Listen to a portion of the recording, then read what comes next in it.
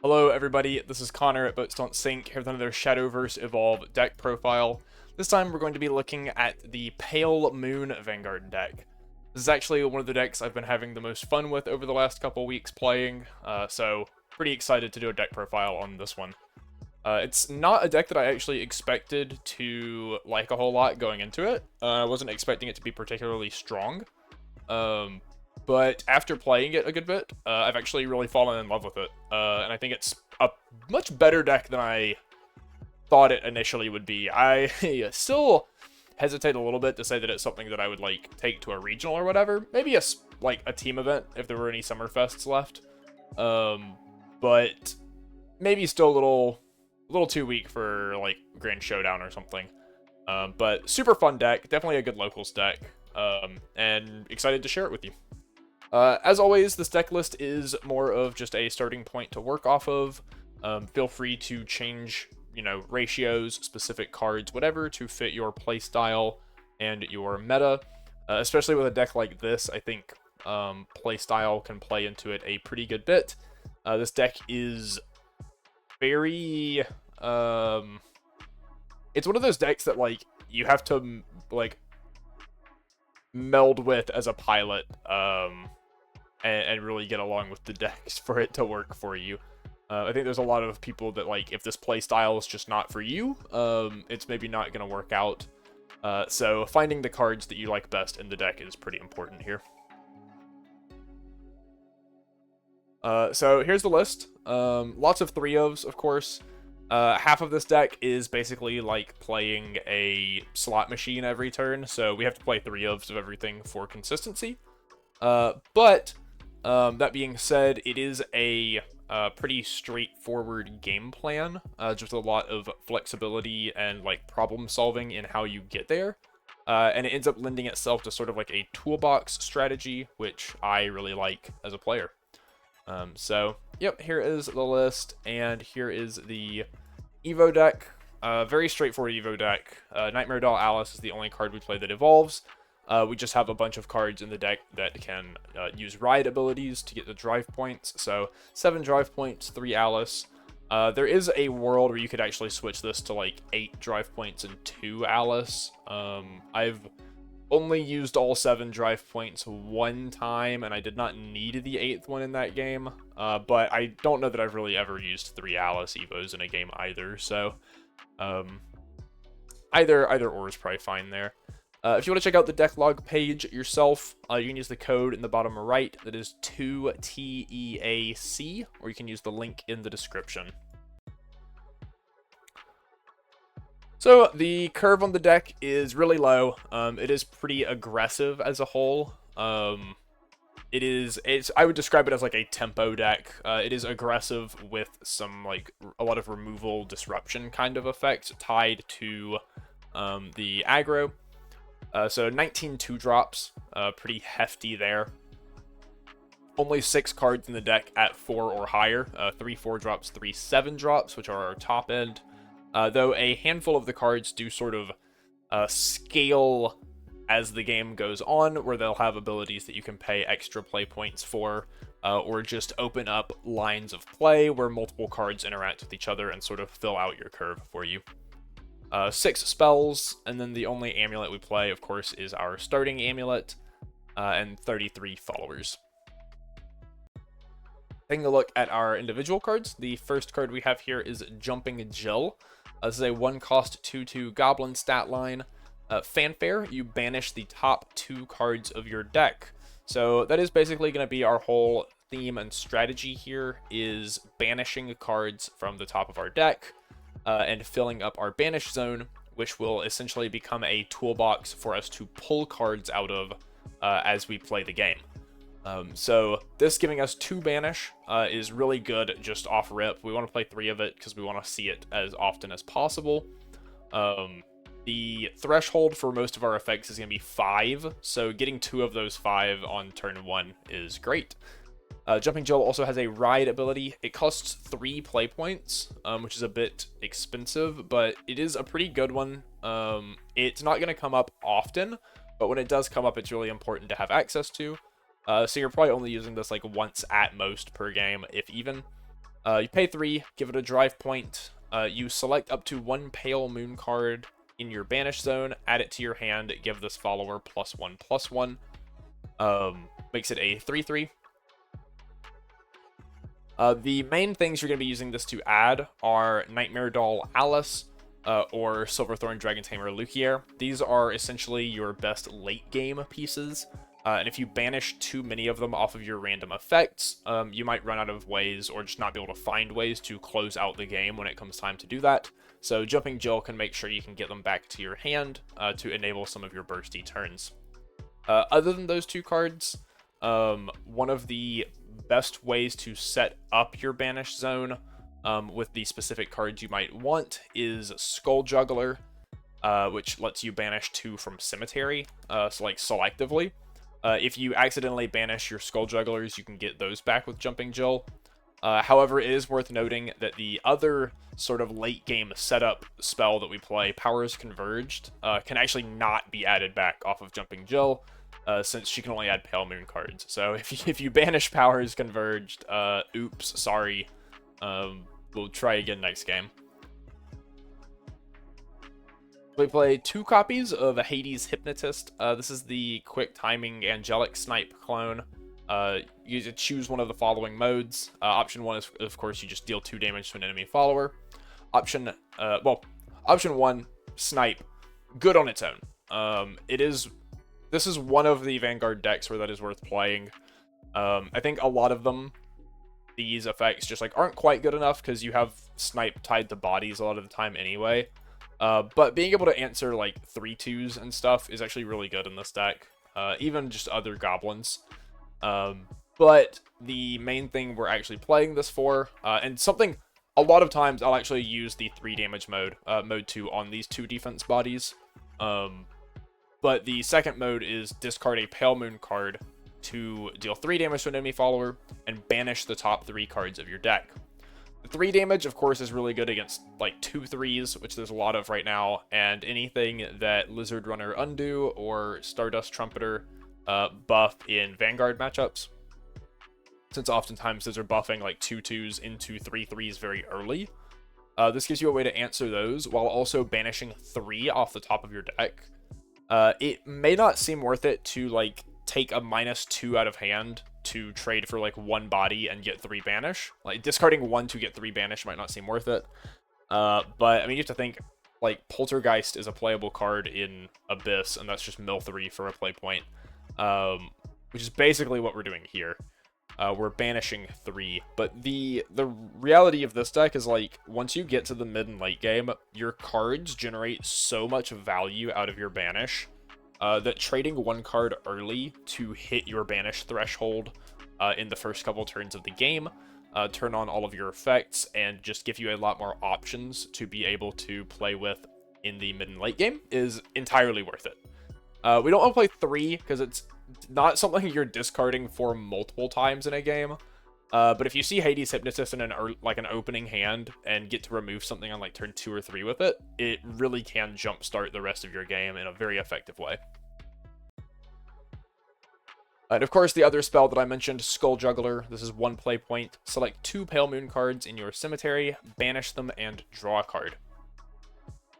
This is very good for the cards that we may draw early and have to play to board as 2-drops, but that we also would like to have in our banish for our endgame combos. Purple Trapezist is the highest priority target here. If you ever draw a Purple Trapezist early, play it out, use its effect, whatever, let it die, and then it's going to be what you're looking for Skull Juggler for.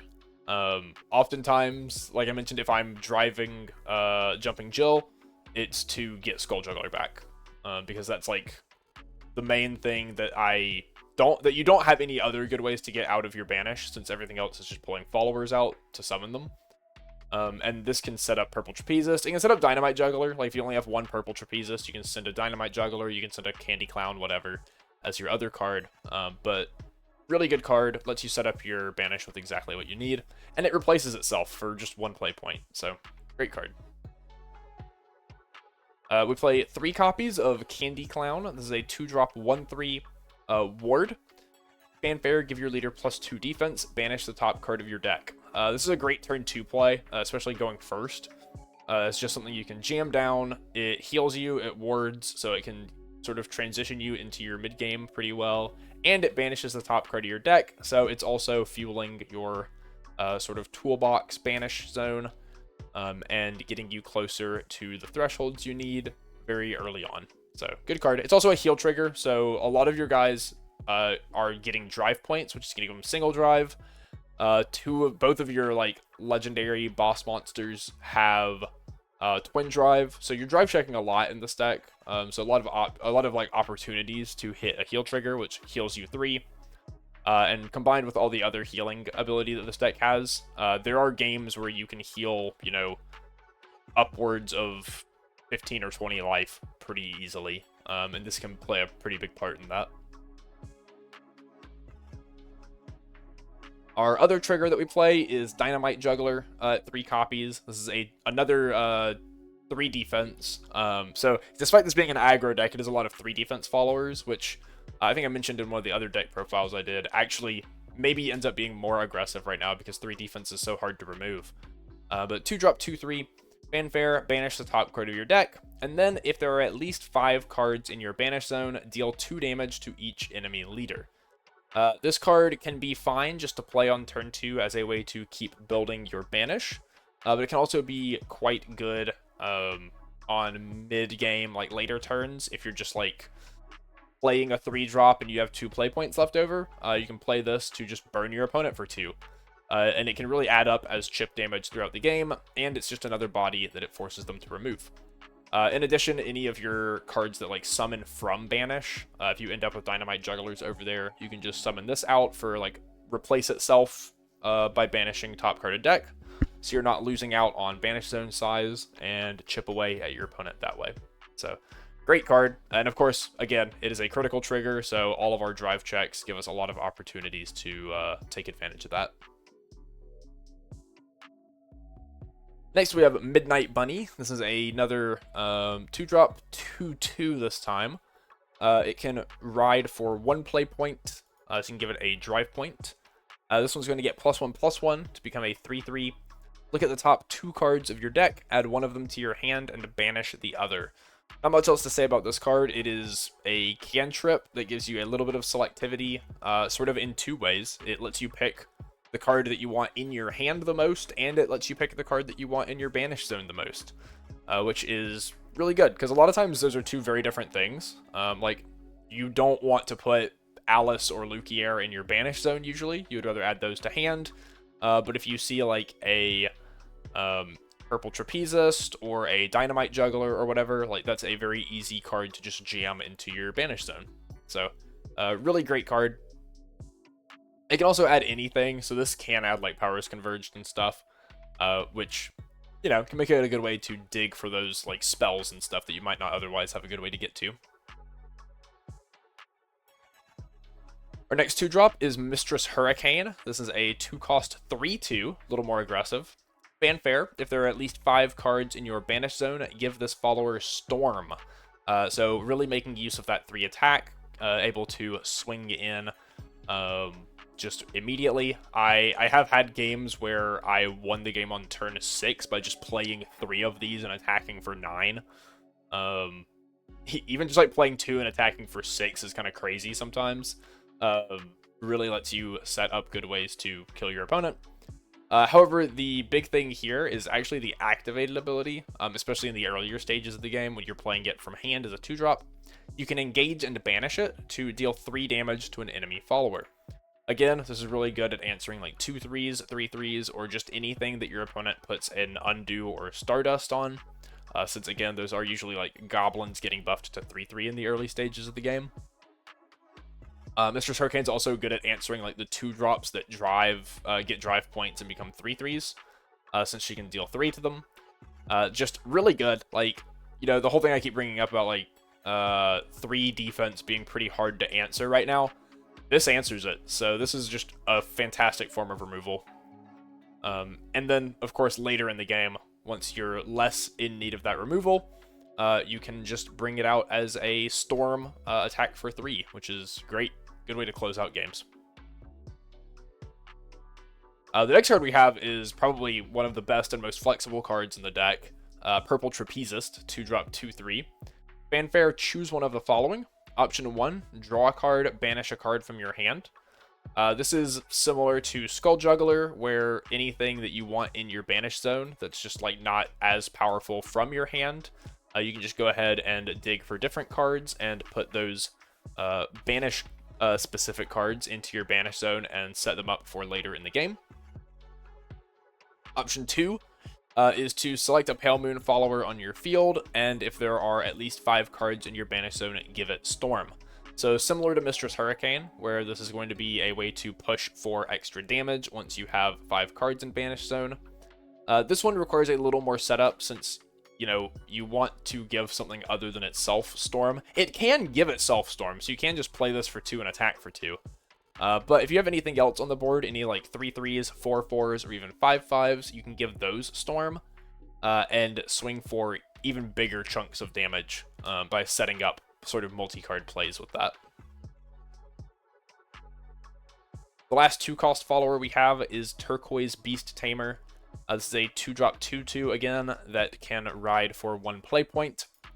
When you give it a drive point, it deals 2 damage to an enemy follower, and then gets +1/+1 and banishes the top card of your deck.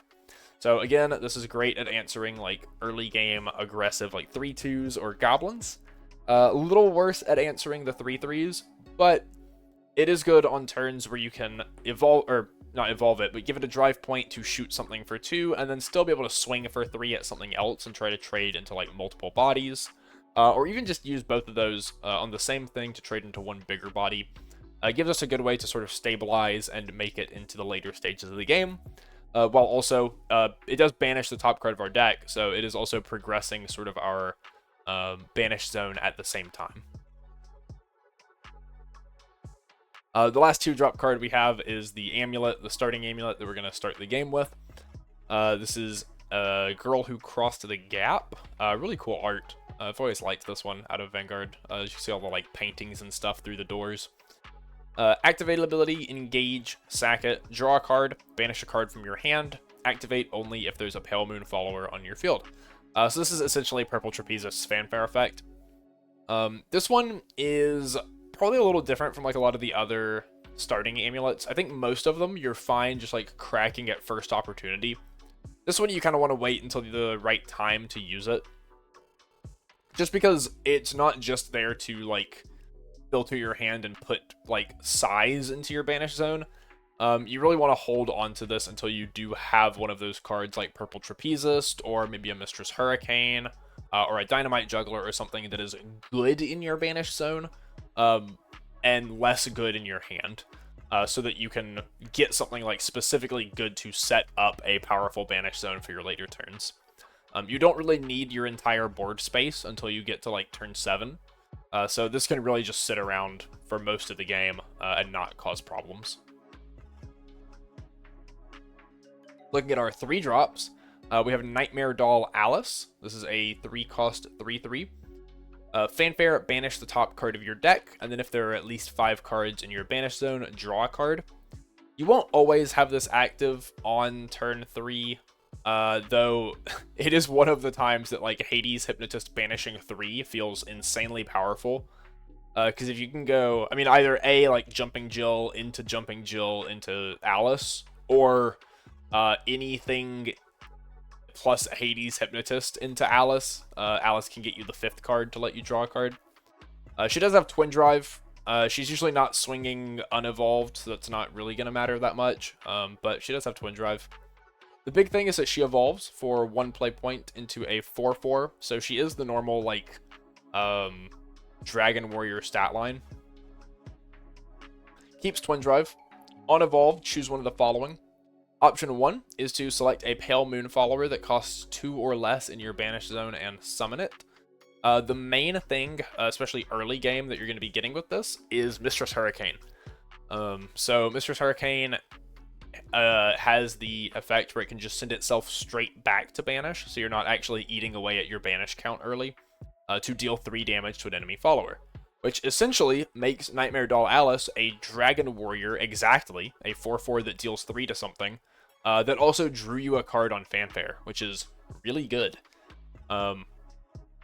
Alternatively, you can, if you're doing this a little later, or if you don't need the removal or whatever, you can swing with the Mistress Hurricane, assuming you still have 5 cards in Banish, and just get 3 damage on your opponent's face and have 2 bodies on board.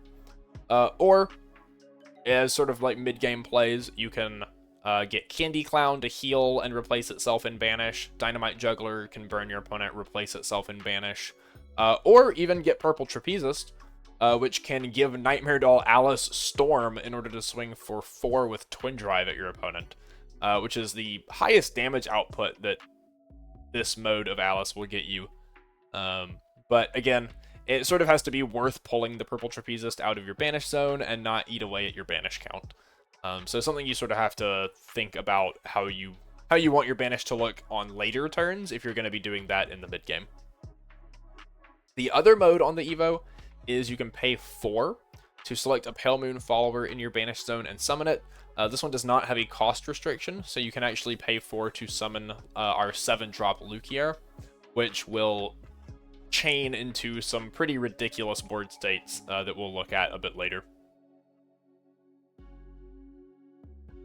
Next up is Starlight Melody Tamer Farah. This is honestly, like, has always been one of my favorite arts in all of Pale Moon, ever since it released in BT09, back in ye olden days of Vanguard. This is a 3-drop 3/3. On drive, so you pay 1 for ride. On drive, select up to 1 enemy follower on the field, give this follower +1/+1, and then if there are at least 5 cards in your Banish zone, you destroy the selected follower and heal 2. This card's crazy. Unconditional, I say unconditional. You have to have 5 cards in Banish zone, but that is so easy for this deck. Like that's your whole deck, is putting 5 cards in Banish zone. So if you're playing your deck, destroy an enemy follower, heal 2, and you have a 4/4 rush. For Dragon Warrior stat line and cost, like, imagine if Dragon Warrior just healed 2 and destroyed something instead of dealing 3. That's crazy. This can answer, like, giant threats that are much more difficult to answer otherwise. Things like Faust, things like Dragonic Overlord, things like Phantom Blaster Overlord. That card's a untapped 6/6 that will kill you if you don't answer it. And Farah gives you a way to answer it and heals you in the meantime. So this card's crazy. And also being able to rush for 4. So this can trade into, like, a big body and a medium to small body, and maybe even still live and heal you while it's doing all of that. This card is busted. I was not sold on this card originally, like when I was thinking about the deck in my head, just because it does not fuel, like, the Banish zone, and does not, like, act as a win the game payoff. But all of the rest of the text on this card is so powerful. Like, once I was actually playing the card, it's insane. This card is it's probably not the strongest card in the deck, but it is one of the strongest cards in the deck, for sure. Last 3-cost card we have is Powers Converged. This is the neutral spell.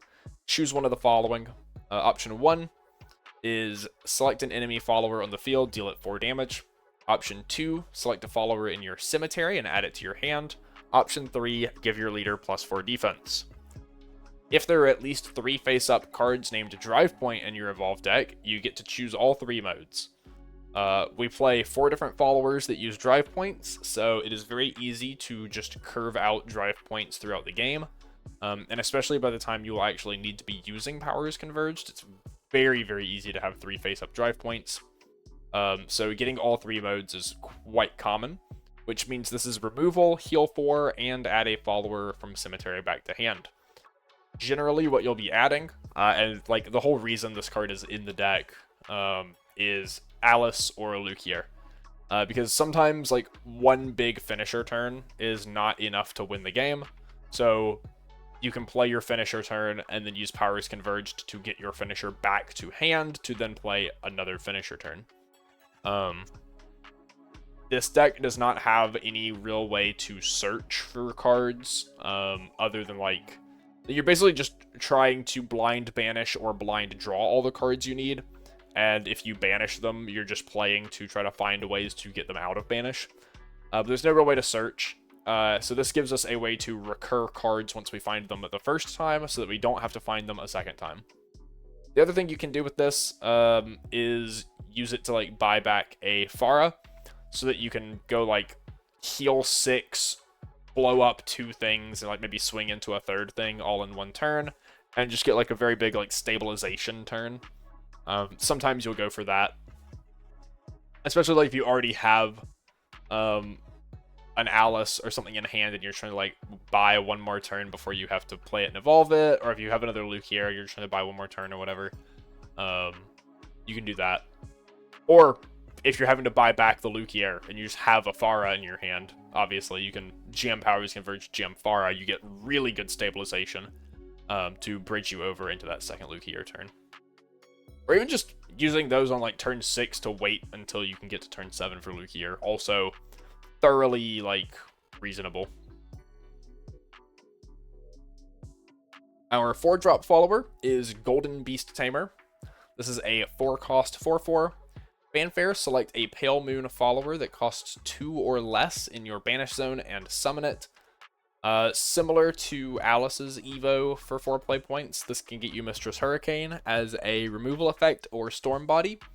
But the actual difference here, Alice had to use your Evo for the turn. Golden Beast Tamer does not.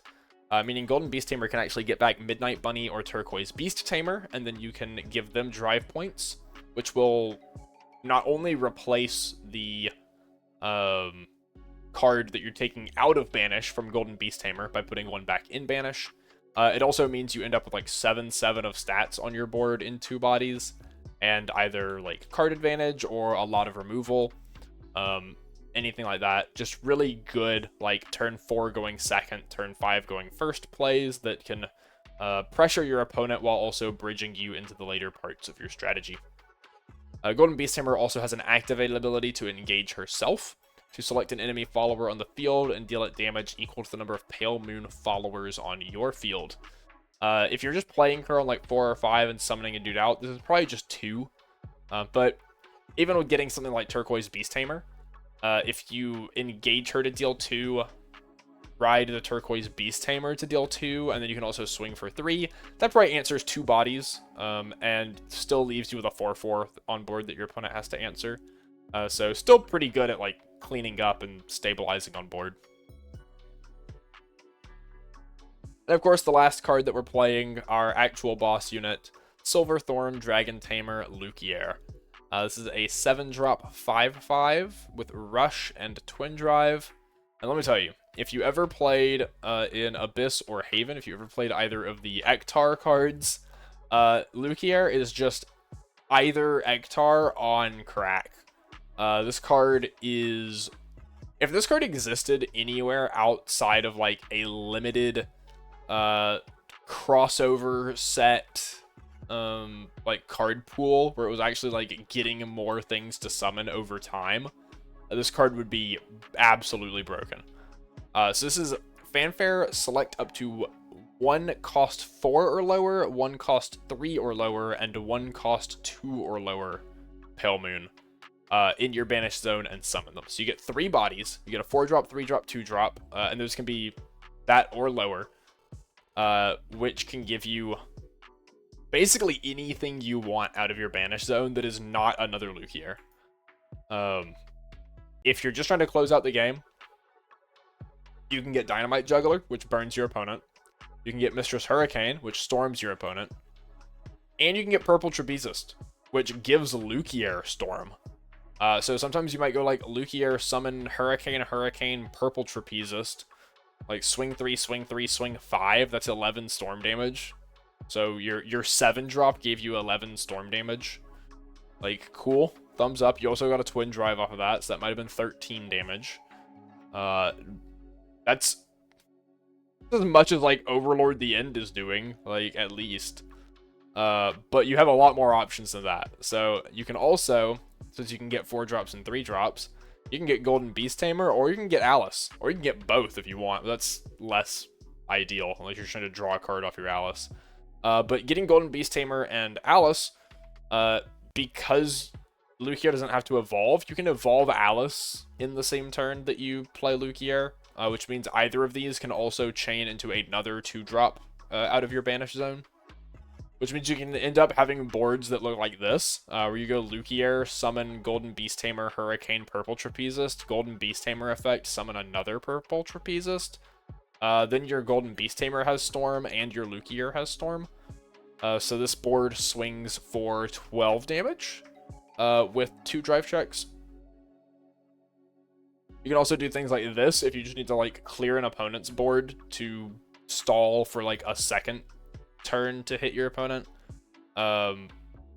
Doing this is you get Lugia, summon Beast Tamer, Farah, Hurricane. Beast Tamer summons another Hurricane. Golden Beast Tamer can tap to deal 5 to something. Farah can ride to destroy something and swing for 4 and heal you 2. Both Hurricanes can just go back to banish to deal 3 to things, which means that your next Lugia has another chance to summon them for Storm. And Lugia herself has Rush, so this board right here represents 20 damage to followers on your opponent's field, a guaranteed destroy effect, and you heal 2. So, yay, thumbs up. You have a lot of really cool options, really cool flexibility. You can do like combinations of these things where it's like you chip your opponent for 6 damage. Like, take a look at like this board, right? Even this exact board, if you did not need a full 20 on your opponent, you could go, say, like, get the Farah to ride, destroy a thing, trade into something else. Beast Tamer could tap to shoot something for 5, and then you could get, like, Hurricane, Purple Trapezist for the other 2 to Storm for 3 with Hurricane and 5 with Lugia. So then you get triple removal, heal 2, and 8 damage face, which is, you know, that's probably enough against a lot of decks. So Lugia gives you insane toolboxing potential as long as you're able to set up your banish zone throughout the game. And really just gives you insane reach, insane removal potential. Whatever you need, she'll make it happen. So the deck as a whole actually has a lot of pros. You have a lot of options throughout the entire game for both removal and healing, despite being an aggressive deck that's sort of trying to always be chipping away at your opponent. Cards like Mistress Hurricane, Turquoise Beast Tamer, Hades Hypnotist give you, Farah give you like insane removal. You have pretty good healing with Candy Clown, Farah, and Powers Converged. And then being a like toolbox deck means you can sort of shift gears at any point. You can be aggressive one turn and then switch into like removal heal mode the next turn. Sort of always have exactly what you need to answer your opponent's strategy on any given turn, and just keep shifting back and forth into whatever is going to win you the game. And the strong finisher turns off of Lugia that can build entire huge boards. Just to think about it, those boards that I showed, even if they don't kill your opponent, that's still like 5 cards on board out of 1 card from hand that your opponent has to answer. And if they leave anything on your board after that, like, you get even more free damage on the next turn. So they have to find ways to like clear 5 in order to probably not just fall over dead on the next turn. It can burst a lot of damage, you know. As I'm saying, you can get 10 to 12 storm damage very easily off these Lugia boards, which is more than most decks can do for 7 play points, for sure. However, of course, the cons of the deck, most of your effects being random banish off the top can lead to pretty feast or famine scenarios with your setup potential.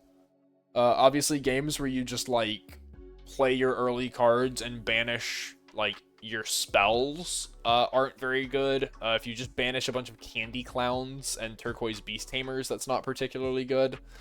You really want to be hitting, like, the Hurricanes, the Purple Trapezists, even banishing, like, you want to banish, like, a Golden Beast Tamer to get on a Lugia turn, maybe, like, an Alice, a Farah, sort of have all of the different options.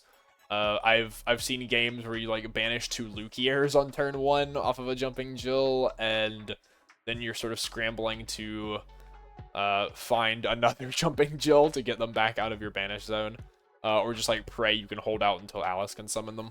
So it can be kind of sketchy there, but you know, at the same time, you can have games where you just hit like Mistress Hurricane Purple Trapezist off of your turn 1 banishes, and you're like, okay, cool, that's my entire finisher setup like already accounted for. The other issue with the deck is that you have no ways to search or shuffle the deck, which can lead to very difficult mulligans. You know, if you opening hand has 2 Lukiers in it, you kind of just have to keep it and hope you draw good enough, because mulling 2 Lukiers to the bottom means you just have like no finisher for the rest of the game. It can also make finding your pieces just even apart from mulligan kind of difficult sometimes, since you do just have to draw them or banish them. If they're not in the top, you know, say 20 cards of your deck or whatever, you're just not going to find them, which can lead to some sort of non-games, but generally you have enough ways to deal with, you know, killing your opponent between Alice and Lukier, getting stuff out of your banish, that it's not the end of the world. But Lukier really is sort of like the key critical piece of the deck, and you do really need to find at least 1 copy. And again, that's why we play the Powers Converge, to get that 1 copy back if it is the only one you see. Again, here is the whole deck, and the, of course, very simple Evo deck. And then the code for that is 2TEAC. You can use the link in the description to check out the deck. Yeah, this deck is an absolute blast to play. And as I said, the Lukier finisher turns can really, like, even games that I thought I had no business winning and was just like super far behind, you slam Lukier on 7, and sometimes you just storm your opponent for 12 and it kills them. Or you just like full clear their board and they can't answer 5 bodies, and it turns into you winning over the next 2 turns. So deck is certainly stronger than I thought it was. I think it is a like very reasonable like team event or shop level event deck. I think the non-games you can have sometimes just from the randomness factor of the deck are maybe what would keep me from playing it at a big solos event. But if you are like a diehard Pale Moon fan or just really enjoy the way this deck plays, it certainly has the strength to get there. So yeah, great deck. Thanks for watching. Hopefully have another Vanguard deck out before set 11. Set 11 comes out this weekend though, so it might just be the tier list as the next thing I upload. We'll see how that goes. But yeah, thanks for watching, and we'll see you next time.